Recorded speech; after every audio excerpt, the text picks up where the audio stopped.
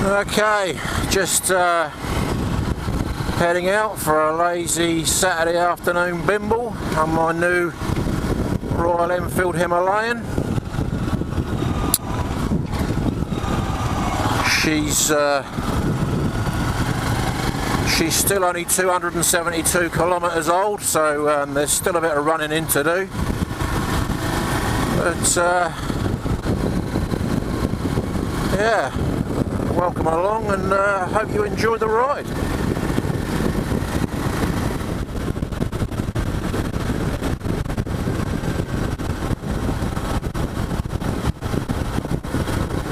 By the way, we're just heading into the southern end of the Royal National Park, which is south of Sydney, New South Wales, Australia.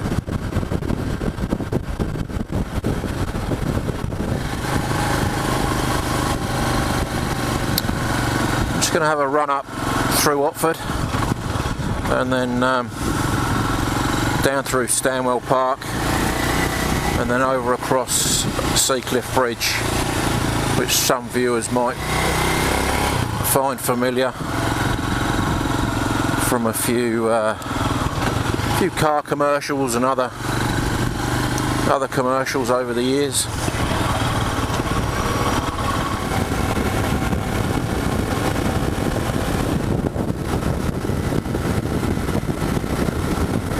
And like I said, I've had it for 3 or 4 weeks now. Unfortunately, we've had some bad weather lately, so I haven't been able to get out for a ride. But I'm keeping the revs low, whacking the throttle open every now and then just to get some fuel in there and get those rings settled down into the bore. And then need to concentrate on what I'm doing. I'm a man, I can't talk and ride a motorcycle at the same time.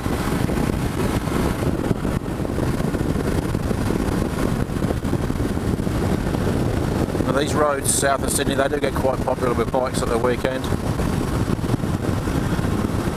I'm heading south at the moment, but lots of guys come through here at the weekend on their bikes and cars.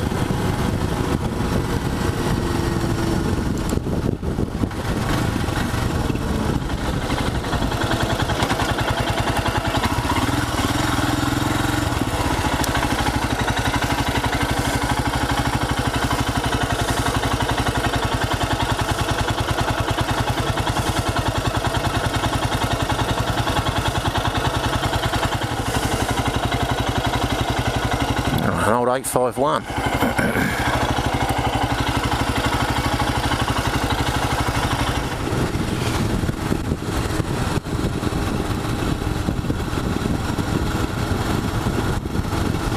Now I have got a bit of a buzzing noise coming from the front brake, it seems. I don't know if you guys will be able to pick this up, but if I jam on the front brake, I get an odd buzzing sound. Now, I don't know if that's an electrical noise or whether it's something in the hydraulic system on the front end, I don't know, but when it goes in for service I'll get the guys to look at that.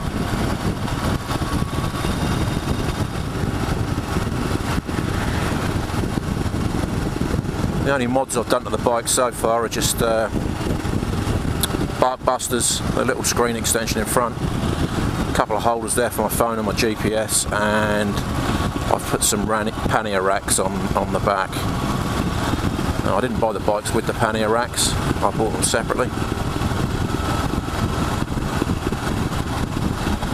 7,000 Aussie dollars on the road, right away. That's a fair bit of bike for that kind of money.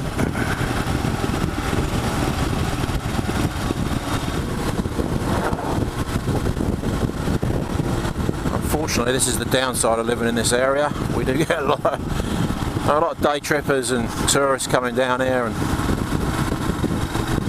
taking their time, which is fair enough, but it just slows us locals down a bit.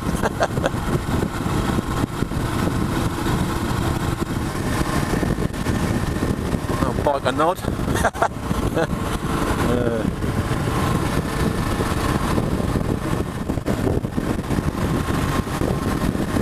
I've got to say, I do love the power delivery on this bike. It's a bit, I don't know how you say it. It's clearly not as well defined as the EFI model. This is the carb model. You know, it can be a bit patchy, but having said that, I came off a DRZ 250 before, and that was that had a bit of tuning done to it, and it was a bit snappy. It was a bit on and off. Whereas this, yeah, it's a lot more gentlemanly, shall we say.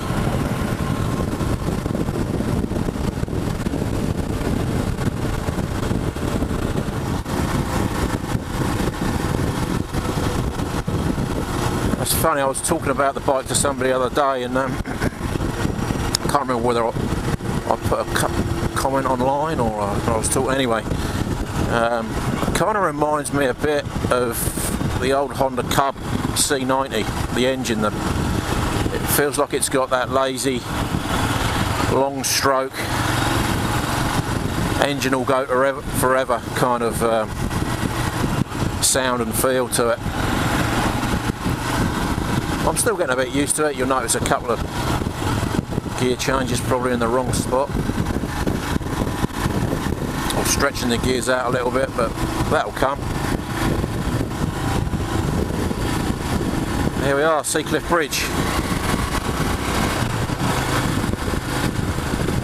Bit of a tourist venue down this part of the world, and it's been the scene of quite a few commercials, and chiefly car commercials really, over the years.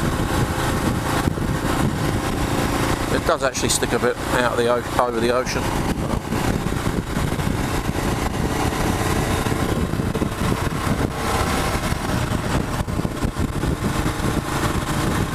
So we've got a sea eagle there.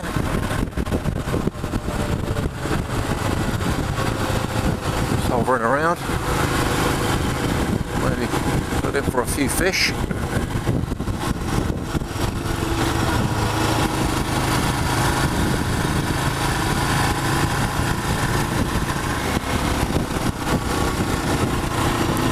Probably going to turn around here.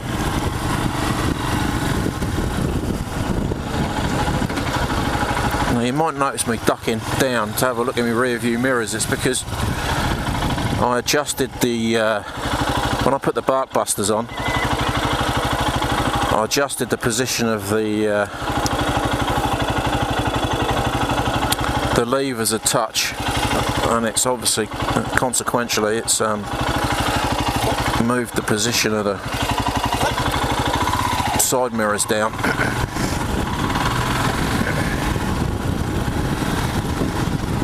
But I've got another pair of bars for the bike. They're slightly wider, 1.5 inches taller, and they've got a brace on them. And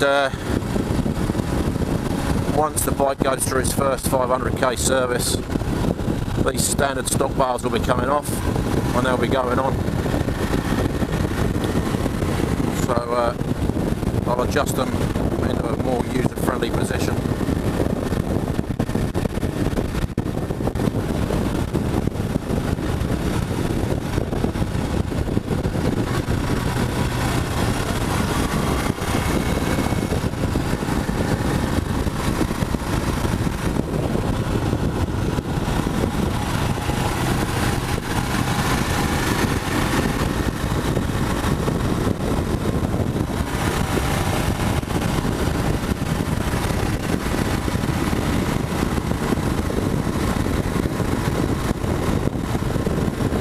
Quite a nice bike to ride on the road.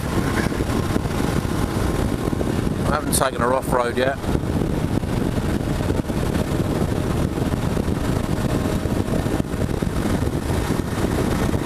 But that is the plan for the future. I'll be doing a few more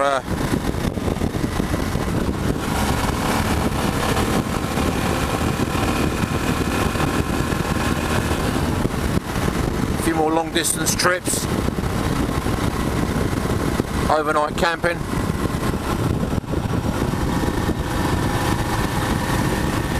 and get the panniers on.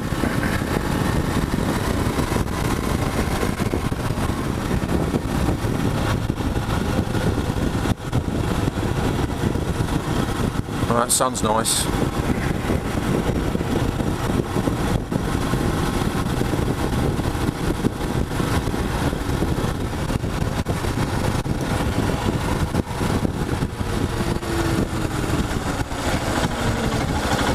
If this is still recording, I don't know how much battery power I've got left in the GoPro, but I'll try and find a sunny spot down by the beach and give everybody a quick view of the bike.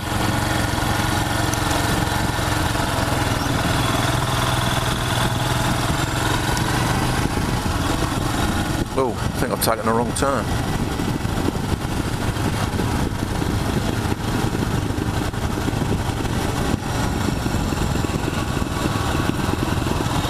Oh no.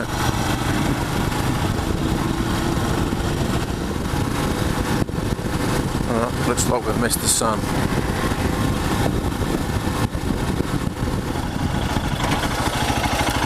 I'll just pop up into the surf club.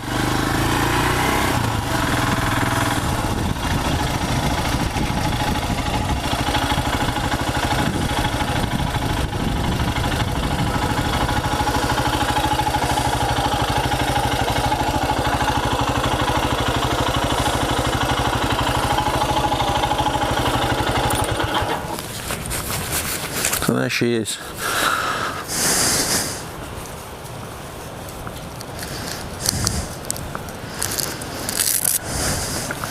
Bit of personalisation there.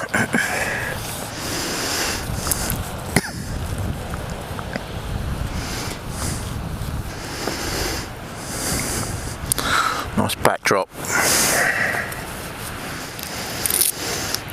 Now, I'd be lying if I said that the panniers weren't a bit of a pain in the bum to fit. Nothing lined up exactly, and my tap and die set got a good workout.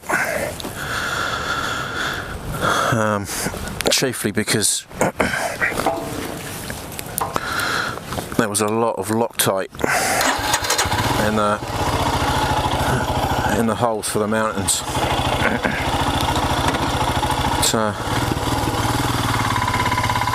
They're on there nice and securely now.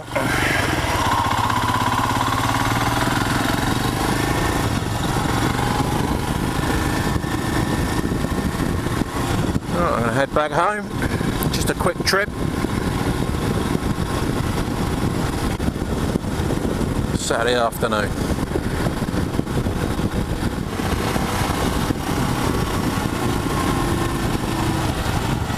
Go this way, I think.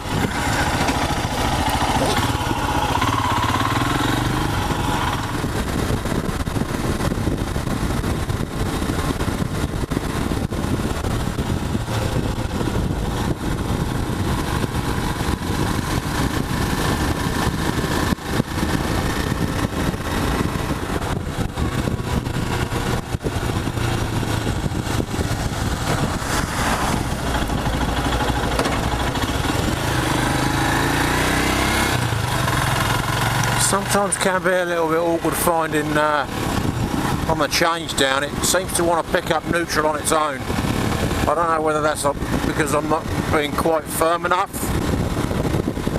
with the gear selection. Obviously my previous bike, I had that for 10 years and the gearbox had run in nicely and worn in and meshed.